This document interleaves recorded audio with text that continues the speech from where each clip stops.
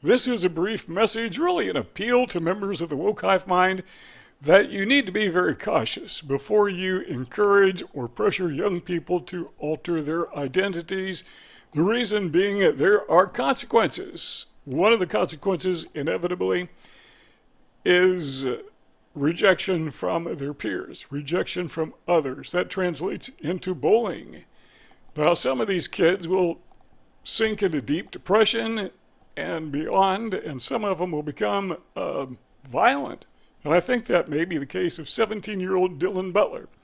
17-year-old that's under 18, that makes him technically a child. So he is a juvenile, or he was. He's now deceased from my understanding, but he identified apparently as something that he was not. Identity confusion. And as a result of that, it appears that he went berserk. Now, this is what a friend had to say about the shoot up at the school in Iowa, speaking directly about Dylan. He said, and I'm quoting here, he was hurting, he got tired of the bullying, he got tired of the harassment. Was it a smart idea to shoot up the school? No, God, no. That's the end of the quote. So, how do we know he was involved or enmeshed in identity confusion? Well, he had a hashtag gender fluid on his TikTok post.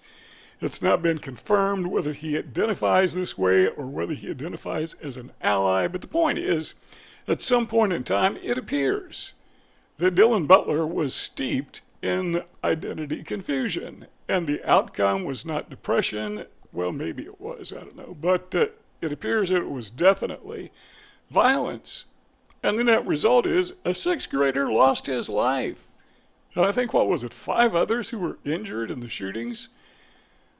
So, again, my plea to those of you in the Wokive mind, knock it off. We know what you're doing. It's identity confusion.